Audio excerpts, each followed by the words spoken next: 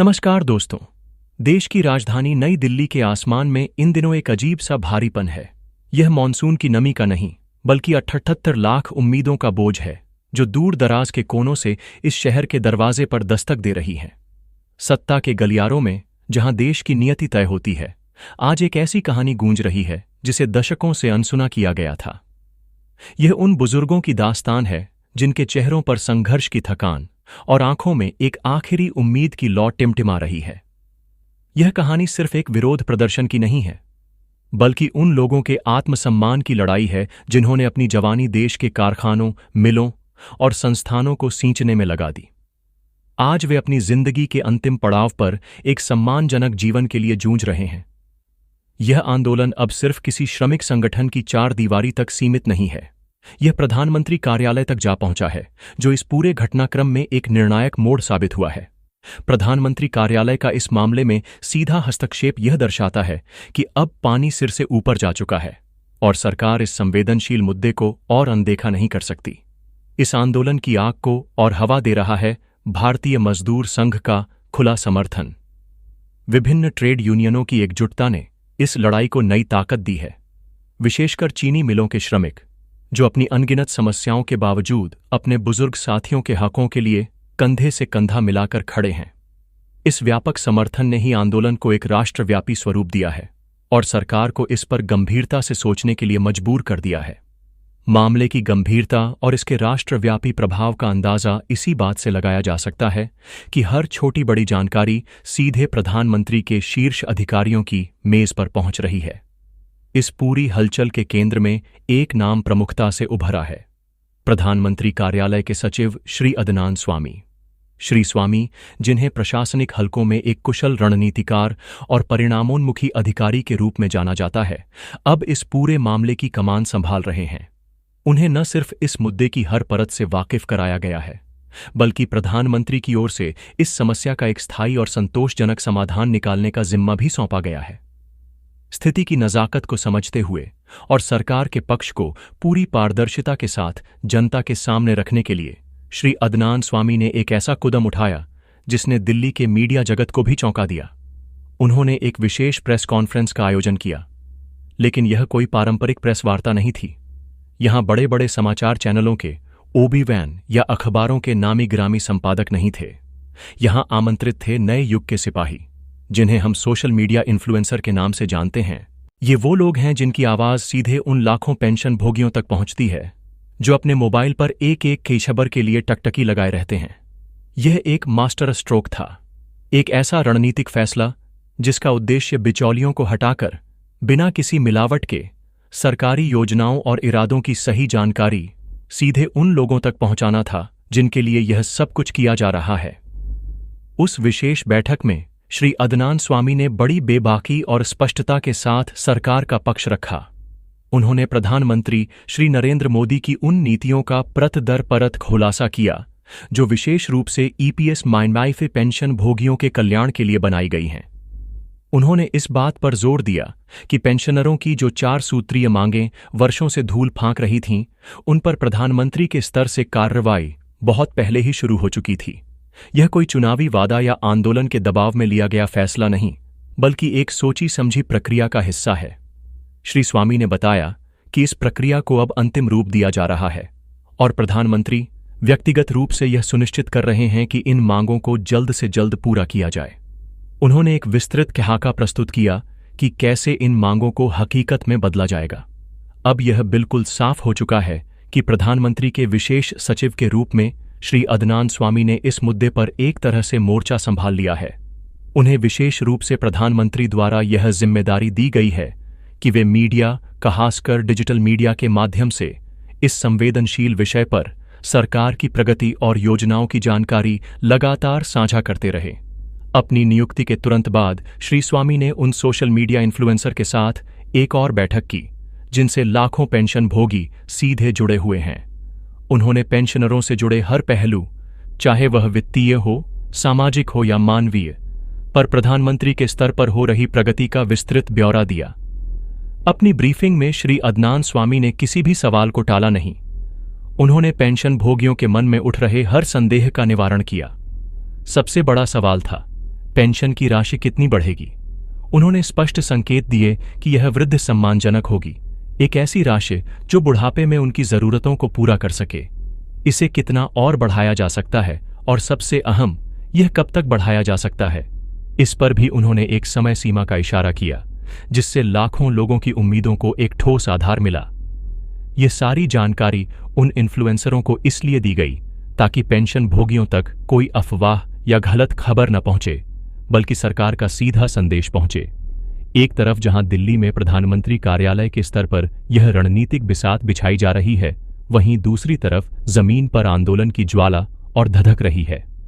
इस आंदोलन के सबसे बड़े और सर्वमान्य चेहरे कमांडर अशोक रावत जी के नेतृत्व में आगामी 4 और 5 अगस्त को राष्ट्रीय राजधानी के ऐतिहासिक जंतर मंतर पर एक विशाल धरना प्रदर्शन का कार्यक्रम तय हो चुका है। यह कोई साधारण धरना नहीं है, यह उन लाखों लोगों के सब्र का अंतिम इम्तिहान है, और इस आंदोलन की गूंज प्रधानमंत्री कार्यालय तक पूरी तीव्रता के साथ पहुंच रही है। प्रधानमंत्री कार्यालय इस निर्धारित आंदोलन के हर पहलू पर अपनी पैनी नजर बनाए हुए है। मामले की इसी गंभीरता को देखते हुए एक स्पेशल टास्क फोर्स का गठन किया गया है, जिसका नेतृत्व भी श्री अदनान स्वामी को ही सौंपा गया है। यह एक उच्च स्तरीय समिति है, जिसका काम सिर्फ निगरानी करना नहीं, बल्कि विश्लेषण करना है। यह समिति 4 और 5 अगस्त के धरना प्रदर्शन की एक विस्तृत रिपोर्ट सीधे प्रधानमंत्री को सौंपेगी। इस रिपोर्ट में प्रदर्शनकारियों की संख्या, उनके मुद्दे, उनकी भावनाएं, उनके भाषणों का सार और कार्यक्रम के समग्र प्रभाव का सूक्ष्म विश्लेषण शामिल होगा। श्री अदनान स्वामी के नेतृत्व में इस समिति ने अपना काम पूरी रफ्तार से शुरू कर दिया है। अपने कार्यकाल के पहले ही दिन समिति ने सोशल मीडिया इन्फ्लुएंसरों को फिर से ब्रीफ किया और उन्हें यह आश्वासन दिया कि प्रधानमंत्री नरेंद्र मोदी को इस आंदोलन की पल पल की जानकारी मुहैया कराई जा रही है। उन्होंने बताया कि प्रधानमंत्री स्वयं इस मामले से जुड़ी तमाम फाइलों का गहन अध्ययन कर चुके हैं और जो भी प्रक्रियात्मक कार्य शेष हैं, उन्हें शीघ्रता से पूरा करने के निर्देश दे दिए गए हैं। इस कार्य को अभूतपूर्व गति देने के लिए ही प्रधानमंत्री ने इस विशेष दल का गठन किया है। यह दल जंतर मंतर पर होने वाले कार्यक्रम का जमीनी स्तर पर आकलन करेगा और अपनी तथ्यात्मक रिपोर्ट सीधे प्रधानमंत्री को सौंपेगा। अंदरूनी सूत्रों की माने तो प्रधानमंत्री श्री नरेंद्र मोदी पहले ही इस बात का मन बना चुके हैं कि ईपीएस मैंटिफाई के पेंशनरों को उनका वाजिब हक मिलना ही चाहिए। उनकी मंशा है कि पेंशन भोगियों की 4 सूत्रीय मांगों को, जिनमें न्यूनतम पेंशन में वृद्ध, महंगाई भत्ता और चिकित्सा सुविधाएं जैसी जीवन रक्षक मांगें शामिल हैं, जल्द से जल्द मंजूर कर लिया जाए। प्रधानमंत्री इन सभी मांगों के वित्तीय और प्रशासनिक पहलुओं का गहन अध्ययन करने के बाद ही कोई अंतिम फैसला लेंगे, ताकि यह फैसला स्थायी और प्रभावी हो। लेकिन इसी बीच कमांडर अशोक रावत जी के नेतृत्व में आयोजित हो रहा यह देशव्यापी आंदोलन इस मामले को एक नया आयाम और एक नई तात्कालिकता प्रदान कर रहा है। देश भर से लाखों की संख्या में वरिष्ठ नागरिकों के दिल्ली पहुंचने की खबरें आ रही हैं, जो इस मुद्दे की व्यापकता और पेंशन भोगियों के दृढ़ संकल्प को दर्शाता है। इस असाधारण स्थिति को देखते हुए प्रधानमंत्री नरेंद्र मोदी स्वयं यह चाहते हैं कि जब ये पेंशन भोगी अपनी मांगों को लेकर दिल्ली की सड़कों पर हों, तो उनकी हर भावना, हर आवाज का पूरा लेखा जोखा उनके सामने प्रस्तुत किया जाए। वह यह भी सुनिश्चित करना चाहते हैं कि जब वह इस पर अपना अंतिम निर्णय ले रहे हों, तो इसकी पूरी जानकारी सही माध्यम से पेंशनरों तक भी पहुंचती रहे, ताकि किसी भी तरह के भ्रम या अविश्वास की कोई गुंजाइश न रहे।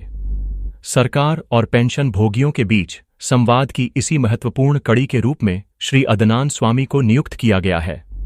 अब यह लगभग तय माना जा रहा है कि श्री अदनान स्वामी अगस्त के महीने में ही पेंशन में होने वाली वृद्धि की पूरी और आधिकारिक जानकारी मीडिया के सामने रखेंगे। अंदरूनी सूत्रों का कहना है कि पेंशन की बढ़ोतरी का फॉर्मूला लगभग तय हो चुका है और इस पर तमाम आवश्यक प्रशासनिक और वित्तीय स्वीकृतियों की प्रक्रिया अंतिम चरण में है।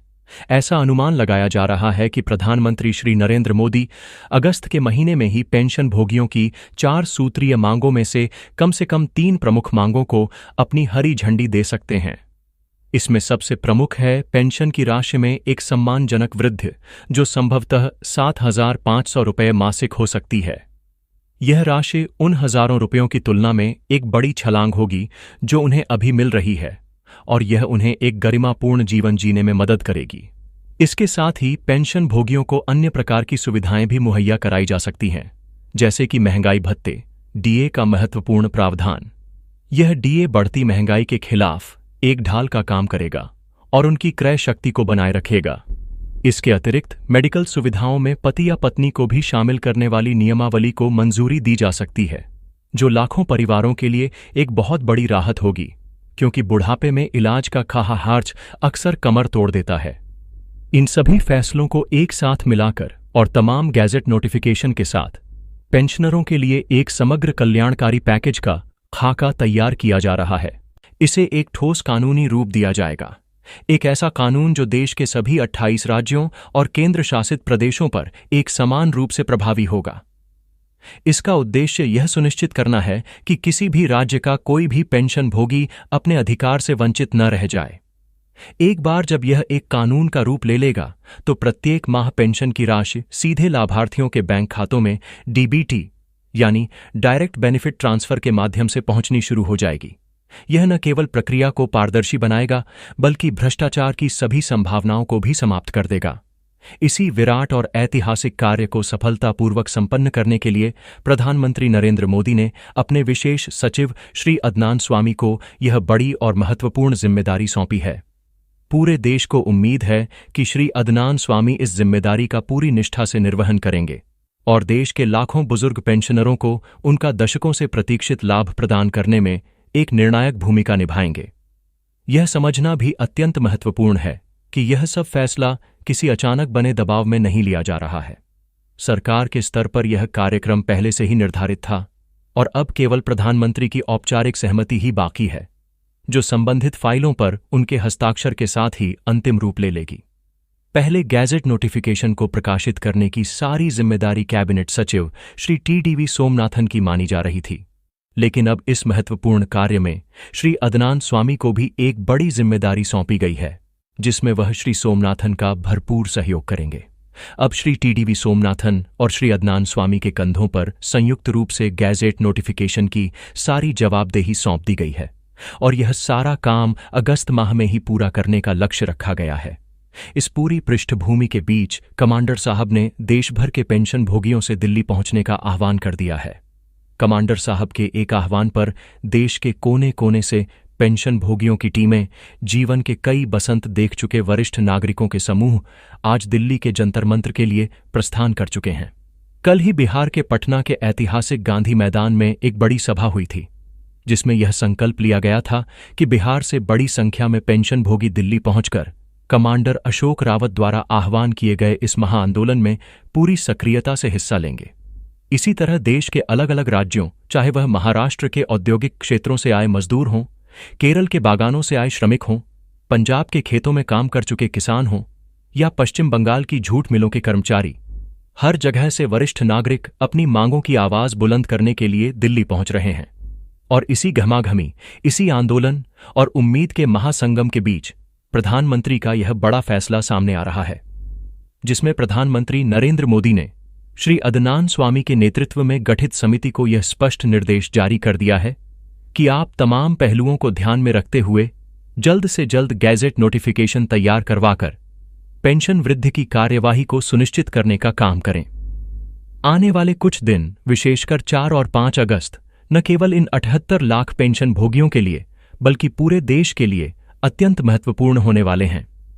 ये 2 दिन तय करेंगे कि अपने जीवन की सांझ में खड़े इन वरिष्ठ नागरिकों को सम्मानजनक जीवन जीने का अधिकार मिलता है या उनका संघर्ष अभी और लंबा चलेगा। पूरा देश अपनी निगाहें दिल्ली पर टिकाए हुए है, एक ऐतिहासिक फैसले की प्रतीक्षा में। क्या जंतर मंतर पर गूंजती इन बुजुर्ग आवाजों को न्याय का मरहम मिलेगा?